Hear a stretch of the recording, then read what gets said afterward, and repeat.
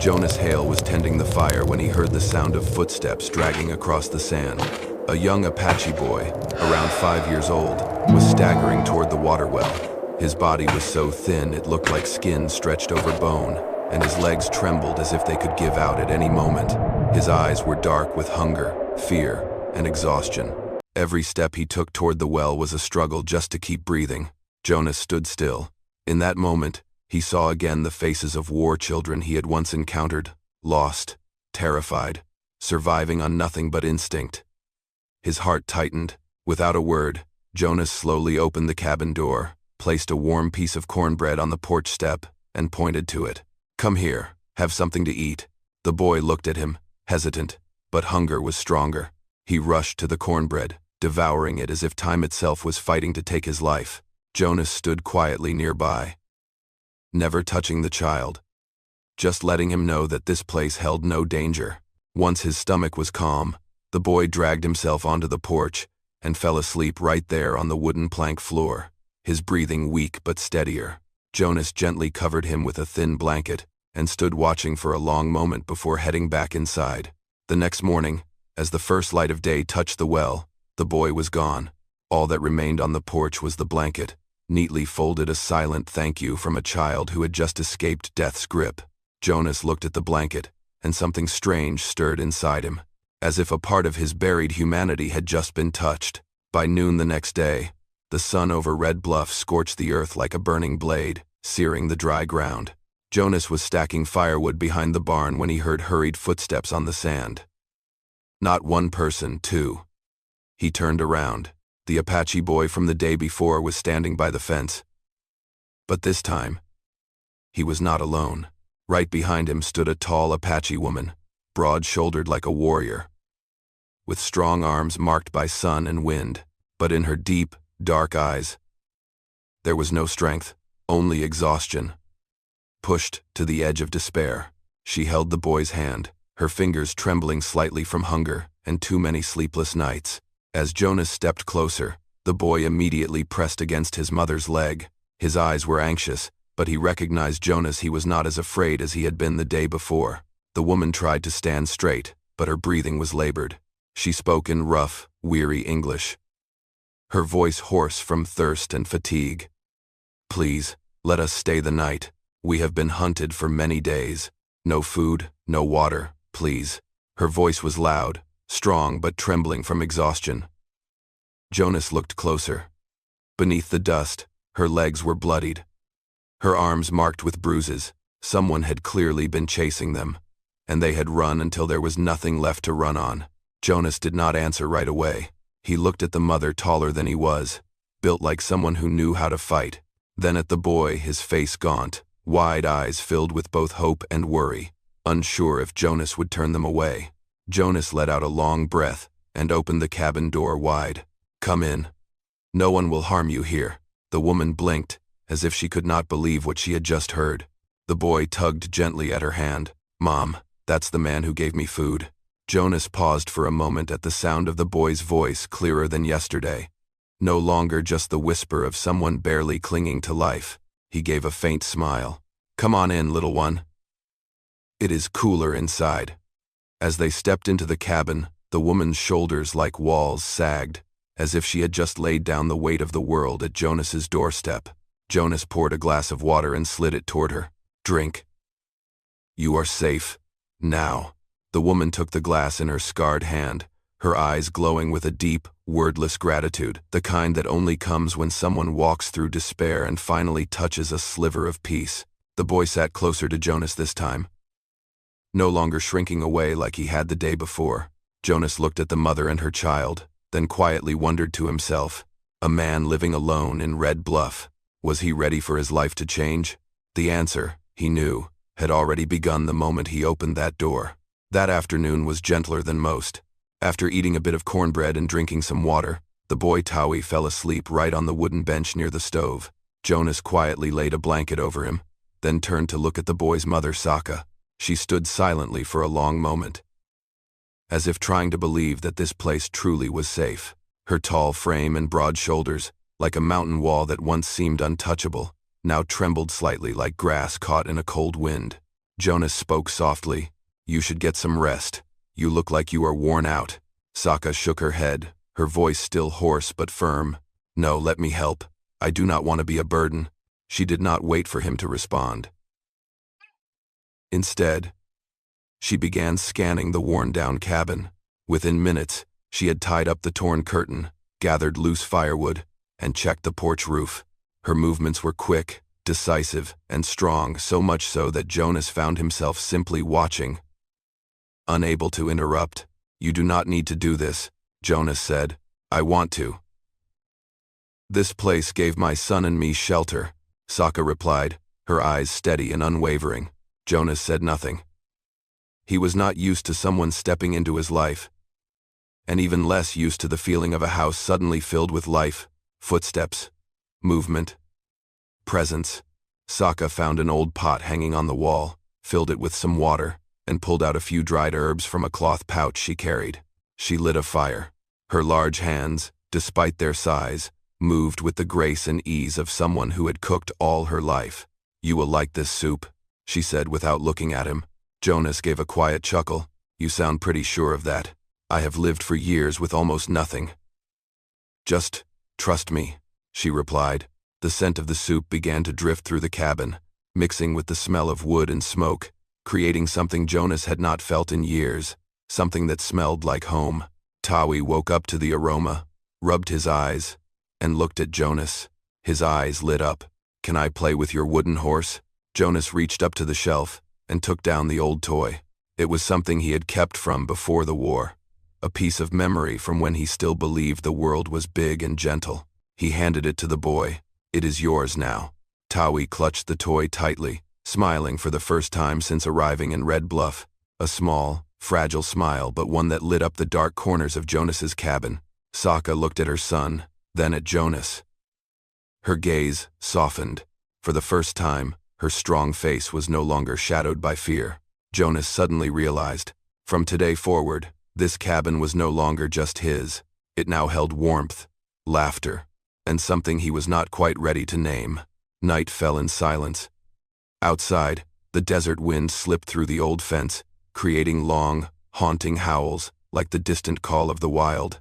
Inside the small cabin, the light of the oil lamp cast a warm glow on the faces of three souls who had just found each other amid a harsh world. Tawi was fast asleep, clutching the wooden horse to his chest like a treasure. Jonas gently closed the door and stepped out onto the porch.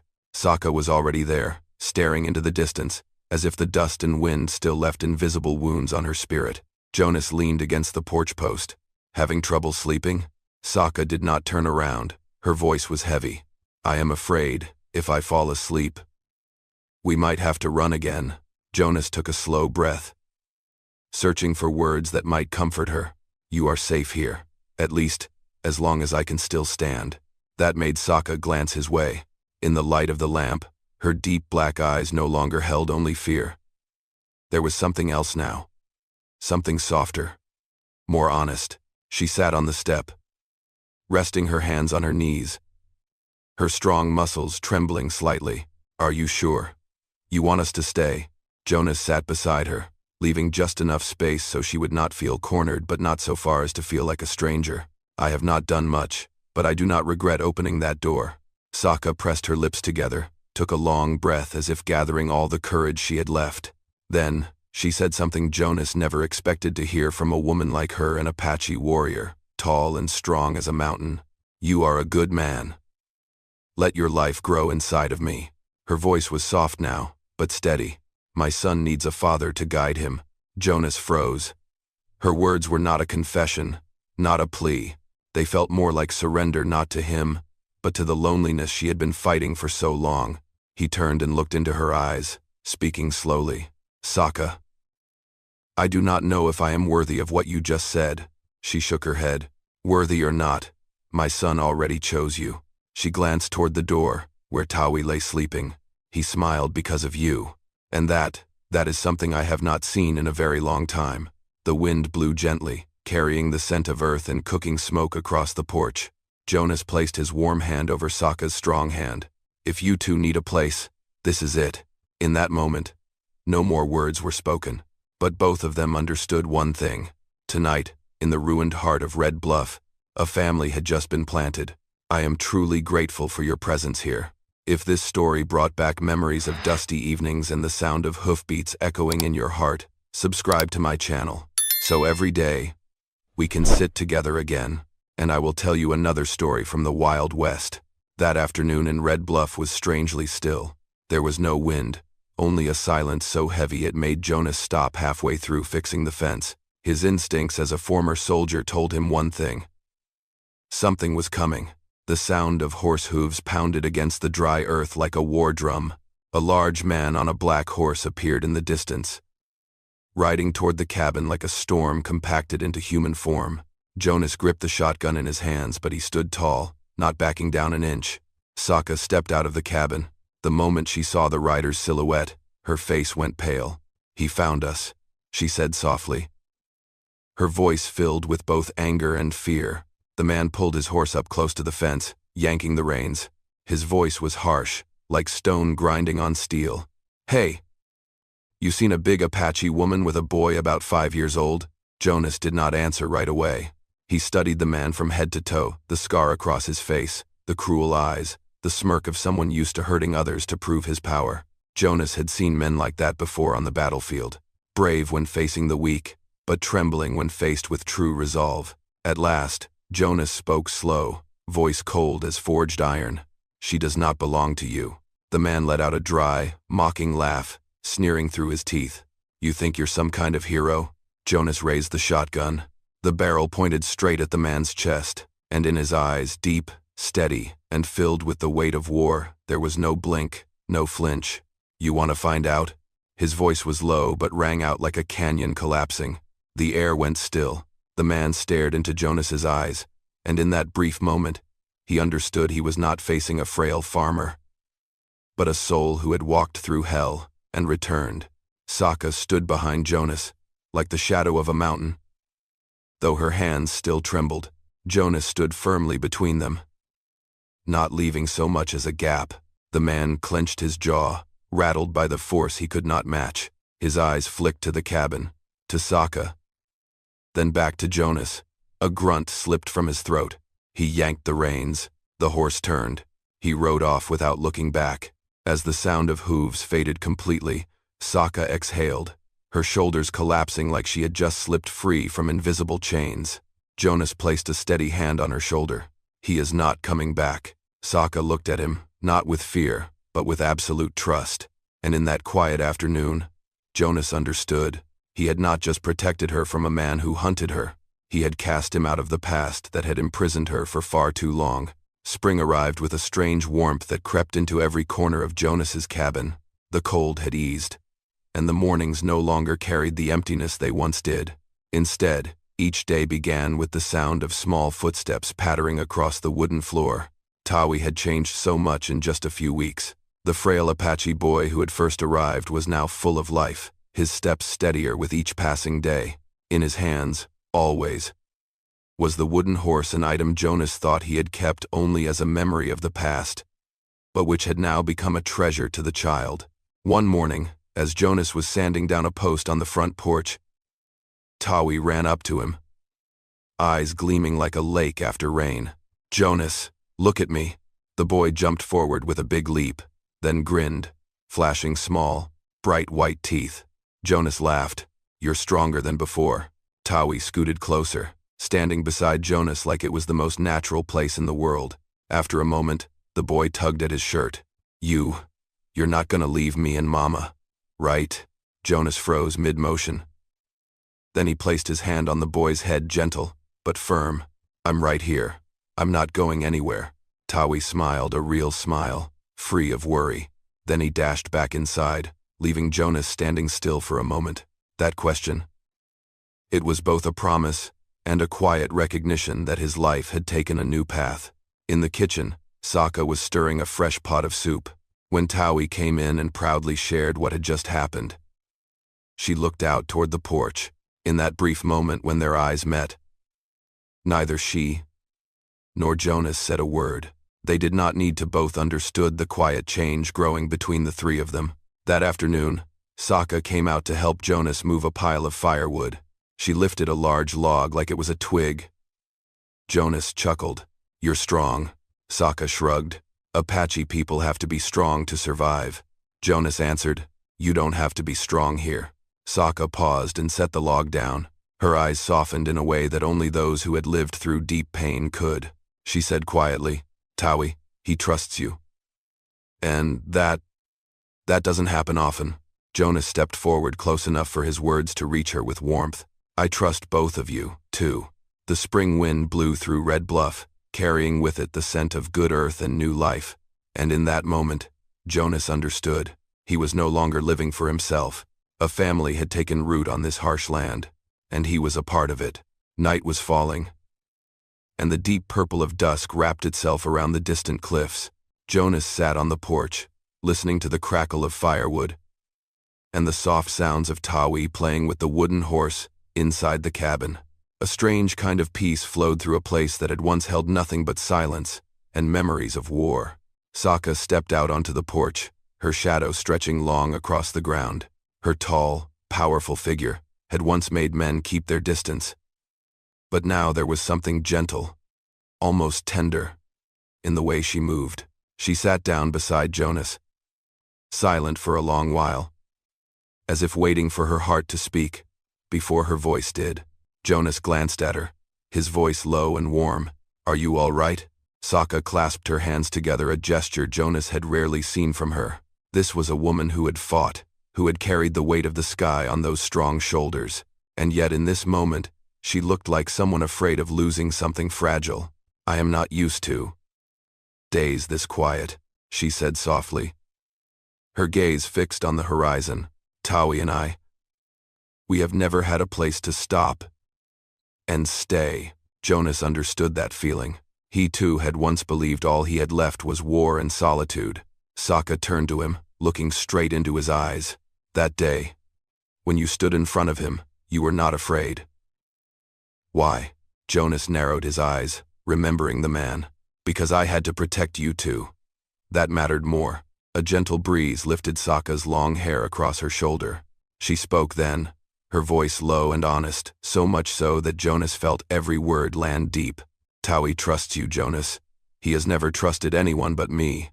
Then she placed her large, warm, strong hand over his. "And I trust you too." Jonas felt the warmth move through his skin, slow but steady, like a hidden spring finding its way to the surface. He asked softly, "What do you trust in me?" Sokka's gaze did not waver. "I trust that you will not leave us behind. I trust that you are a better man than this world ever gave you credit for." Inside the cabin, Tawi's laughter rang out pure, carefree, as if to place a perfect period at the end of his mother's sentence. Jonas gave her hand a gentle squeeze, answering her trust with a promise that needed no words. "I am here for both of you." Sokka leaned her head against Jonas's chest, her breathing slowing, as if she had finally found a new rhythm of life.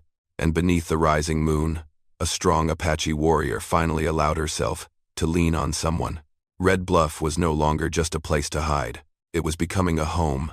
That morning, dawn arrived more slowly than usual. Pale golden light spread over the hills, slipped through the cracks in the cabin walls, waking to the soft scent of coffee and the steady breathing of three people learning how to belong to one another. Jonas opened the door and stepped onto the porch. The early breeze brushed against his face, cool and fresh, a feeling he thought he might never experience again. On the ground, Tawi's small footprints zigzagged across the yard, as if the boy had gotten up early to play before the sun rose. A moment later, the cabin door opened softly. Tawi burst out, hugging his wooden horse to his chest. "Jonas, can we go down to the creek today?" Jonas leaned down and tousled the boy's hair. "Of course we can. But first, breakfast." Tawi nodded eagerly, then dashed back inside like a little whirlwind. Sokka stepped out behind her son, her long hair falling over her strong shoulders, her face carrying a sense of ease Jonas had never seen before. The Apache woman, who once breathed fear with every step, now seemed more at peace. As if this harsh land had finally opened its heart to her. She stopped beside Jonas, looking out across the open space, where only wind and sun touched the earth. "For the first time in years, I do not want to run anymore." Jonas turned to her not because her words surprised him, but because of how she said them softly, truthfully, weighted with quiet hope. He replied gently, "You do not have to run. Not as long as you have me, and this place." Sokka was silent for a moment, then spoke in a warm, grounded voice. "Taui called you his father when he thought I could not hear. He said, 'Father will protect me.' And I knew. He had already chosen you." Jonas drew in a quiet breath. A man who once believed all he had left was loneliness was now standing before something far greater, a family. He placed his hand over Sokka's strong hand, gave it a gentle squeeze. "I am not here to replace anyone, but I will do everything I can to keep you both safe." From inside the cabin, Taui's voice rang out, "Papa Jonas, I'm hungry." Jonas laughed. Sokka did too. Her smile, rare, beautiful, and genuine, seemed to warm the sun-drenched stillness of Red Bluff. The three of them walked into the cabin. On the table was a small cooking fire, a warm pot of soup, and a few simple wooden bowls. Not lavish, not complete, but enough for a home. No one said it out loud, but they all knew. They were no longer wandering souls. They had found each other, and Red Bluff, a land once ruled by wind and silence, had become their home. Dear friend, love cannot erase the past, but it softens the shadows we thought we'd carry forever. Everyone bears a wound, some hidden in silence, others worn like stones on the shoulders. But when love arrives, it does not ask us to be strong right away. It simply asks us to open a small door. Through that door, kindness enters, and stitches together the pieces we believed were beyond repair, and we come to realize what heals us is not time, but another heart, patient enough to stay. Wherever you are, I hope you are always loved and protected. I love you, dear audience of Wild West storytelling. Let me know what this story meant to you. Leave a comment below. Type the number 8 if this story touched your heart. And do not forget to subscribe to the channel for more thrilling tales from the Wild West.